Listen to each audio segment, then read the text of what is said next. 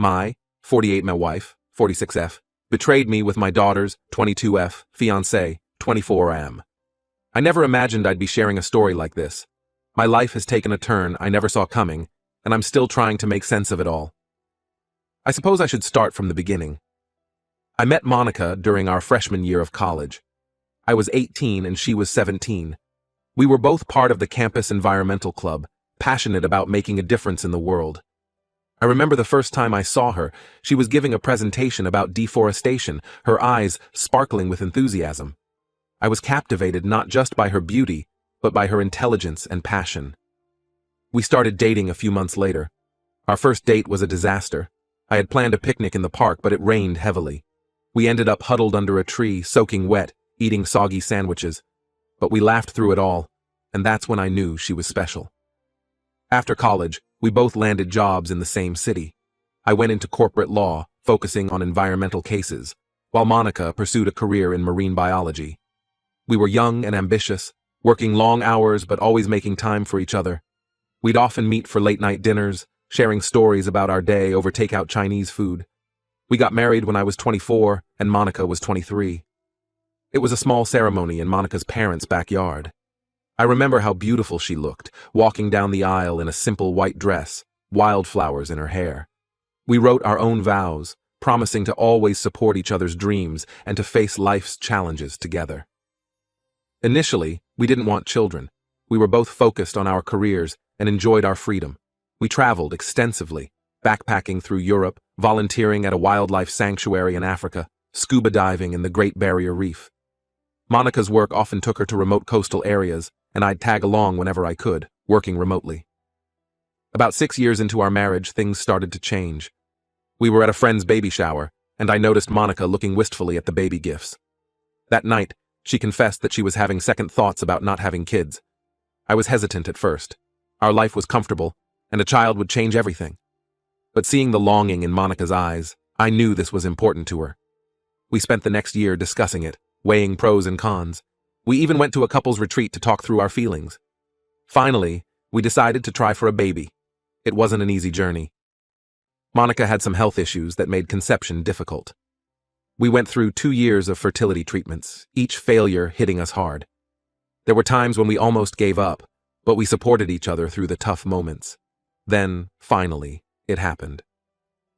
I'll never forget the day Monica showed me the positive pregnancy test, her hands shaking with excitement. 9 months later, our daughter Amber was born. She came into the world with a strong set of lungs, and from that moment on, she had us wrapped around her little finger. Amber was an easy baby, but a challenging toddler. She was curious about everything, always getting into mischief. I remember one time, when she was 3, we found her in the kitchen, covered head to toe in flour, proudly announcing she was making cookies. Instead of getting angry, Monica just laughed and started baking with her. That was the kind of mom Monica was, patient, loving, always turning moments of chaos into moments of joy. As Amber grew, our lives revolved around her. We cheered at her soccer games, helped with science fair projects, and comforted her through her first heartbreak. When she left for college at 18, the house felt eerily quiet. Monica and I found ourselves reconnecting, rediscovering the couple we were before becoming parents. During Amber's sophomore year, she studied abroad in Spain. That's where she met Marco, a charming Italian exchange student. When she came back, all she could talk about was Marco. How he was studying to be a doctor, how he volunteered at animal shelters, how he could make her laugh even on her worst days. It was clear she was deeply in love. Last summer, when Amber was 21 and Marco was 23, we invited him to join us at our beach house. The beach house was a recent purchase, a reward to ourselves for years of hard work. It was a beautiful place right on the coast, with a wraparound porch perfect for watching sunsets. Marco arrived, and I was impressed from the start. He was studying medicine, top of his class, and had a great sense of humor. He fit right in with our family, helping me grill on the patio and discussing marine life with Monica. I remember thinking how lucky Amber was to have found someone so compatible. What I didn't expect was how Monica would react to Marco. At first, I thought she was just being friendly, but as the days went by, I noticed her behavior changing. She laughed a little too hard at his jokes, touched his arm a little too often. I brushed it off, telling myself I was being paranoid. After all, This was Monica, my wife of 24 years, the mother of my child.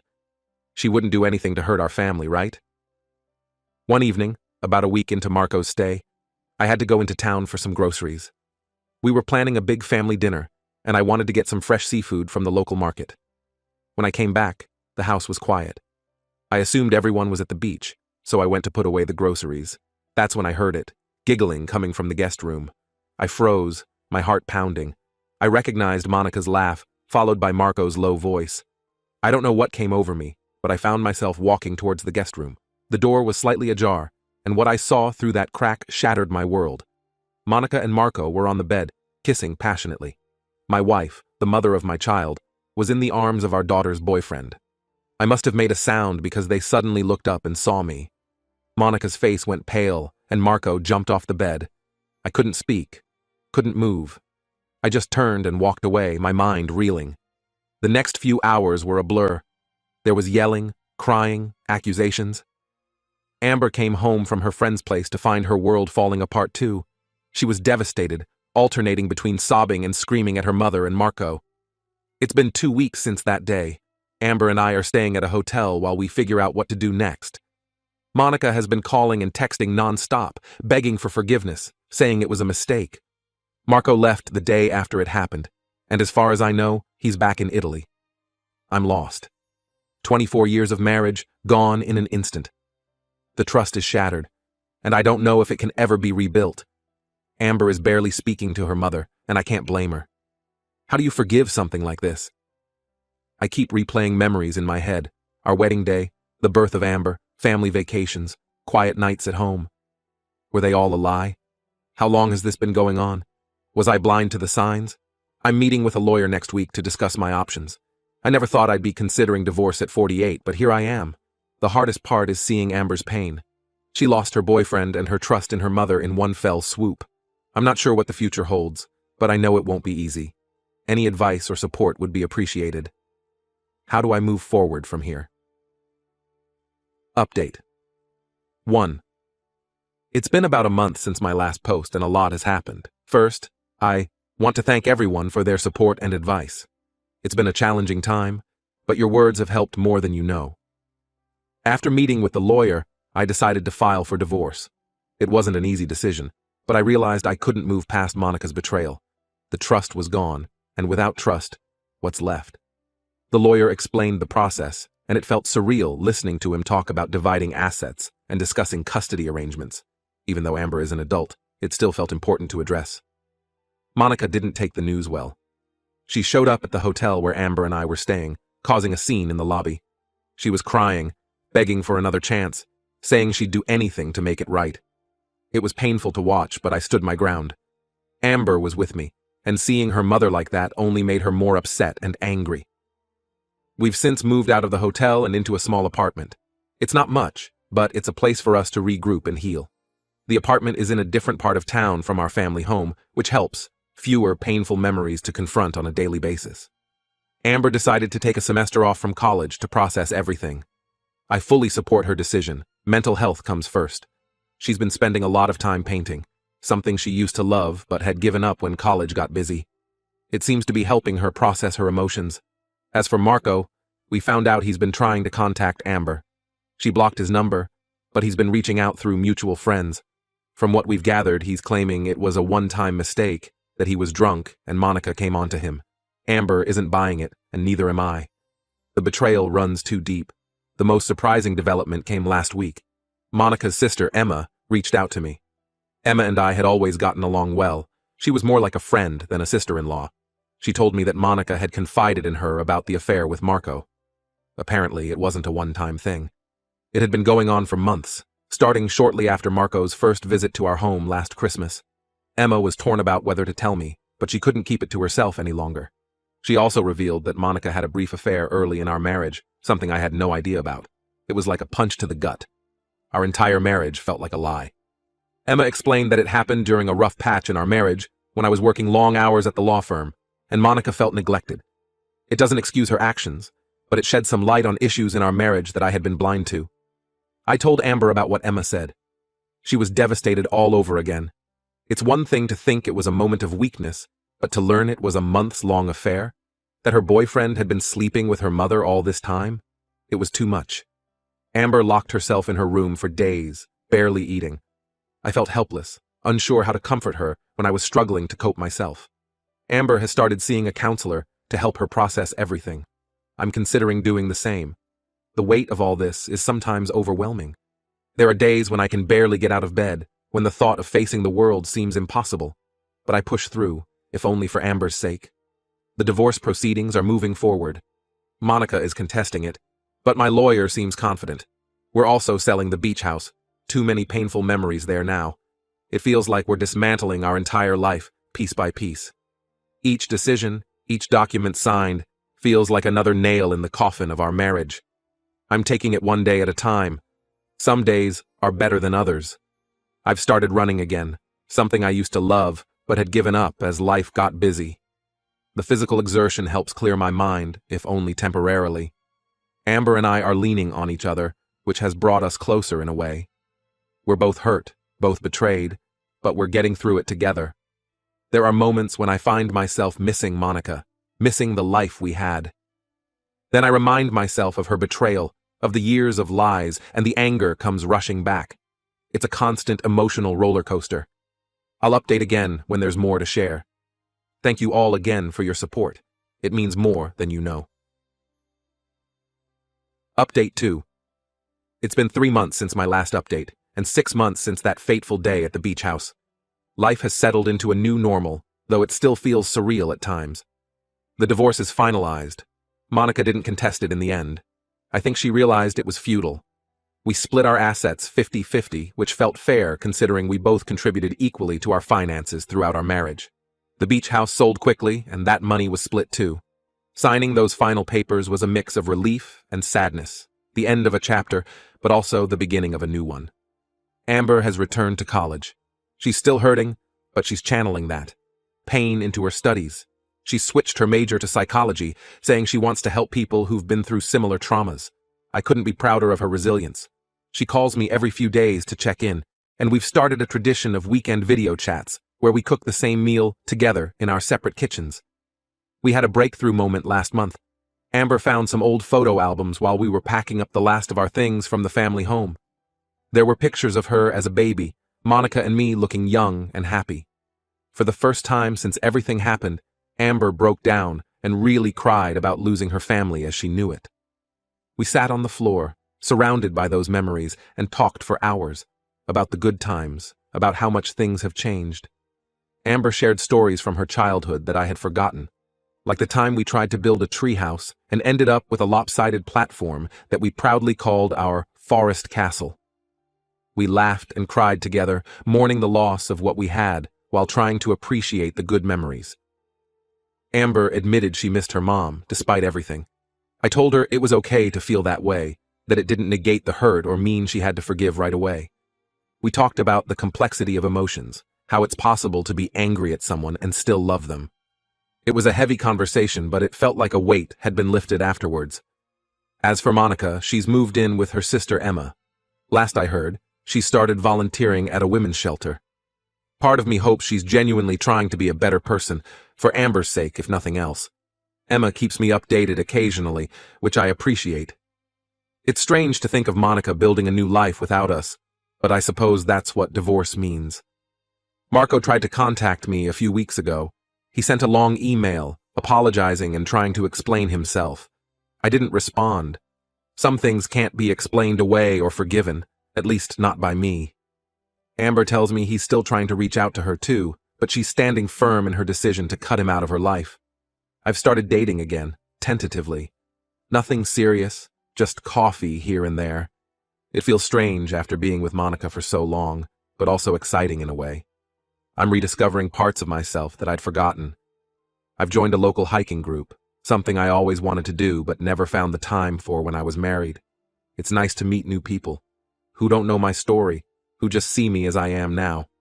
Amber and I have started a new tradition of weekly dinners, just the two of us. Sometimes we cook, sometimes we try new restaurants. It's our time to check in with each other, to make sure we're both doing okay. Last week, we tried our hand at making sushi.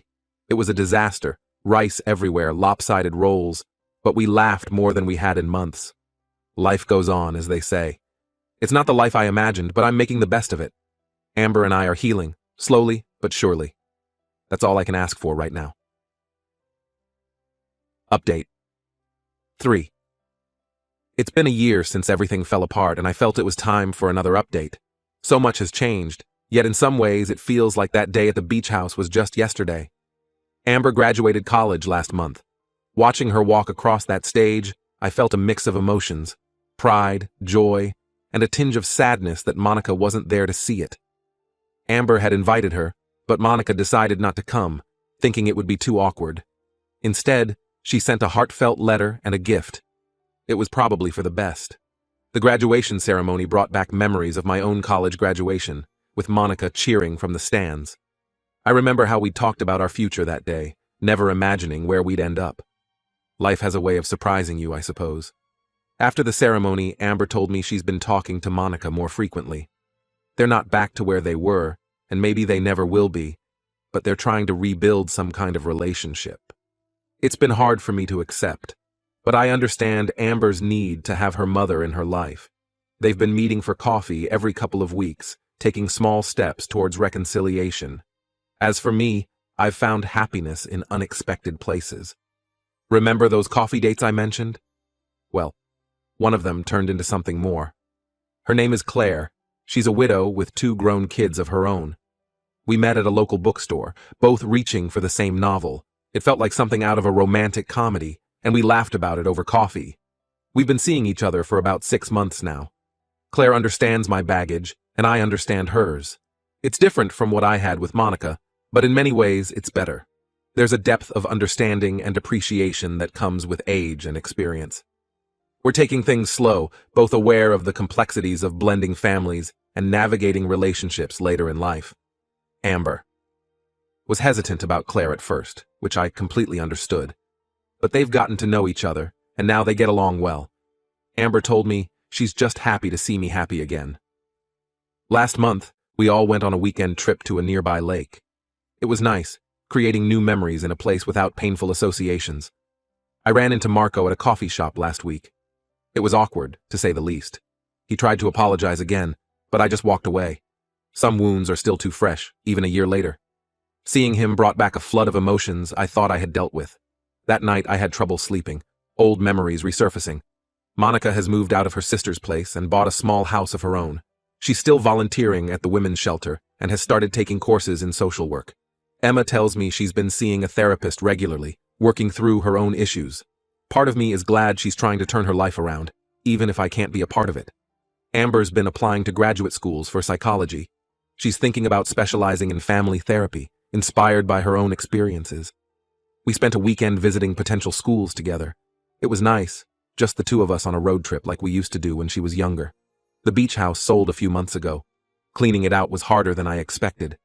Every room held memories, family vacations, holiday gatherings, quiet weekends away. But as we packed up the last box, I felt a sense of closure. That chapter of our lives is over, but new ones are beginning. I've started writing again, something I loved in college but gave up as life got busier. Nothing serious, just short stories and the occasional poem. It's therapeutic, a way to process my thoughts and emotions. Claire's been encouraging me to join a local writers group. Life has a funny way of surprising you. A year ago, I thought my world had ended. Now I'm embarking on a new chapter, with new love and a stronger relationship with my daughter. It hasn't been easy, and there are still hard days. But I'm hopeful for the future in a way I never thought I'd be again. Amber and I still have our weekly dinners. Last night, we tried making homemade pizza. As we were kneading the dough, laughing at our misshapen attempts, I realized something. We're going to be okay. Different, changed, but okay. To anyone going through something similar, hang in there. It does get better. Not perfect, but better. And sometimes that's enough.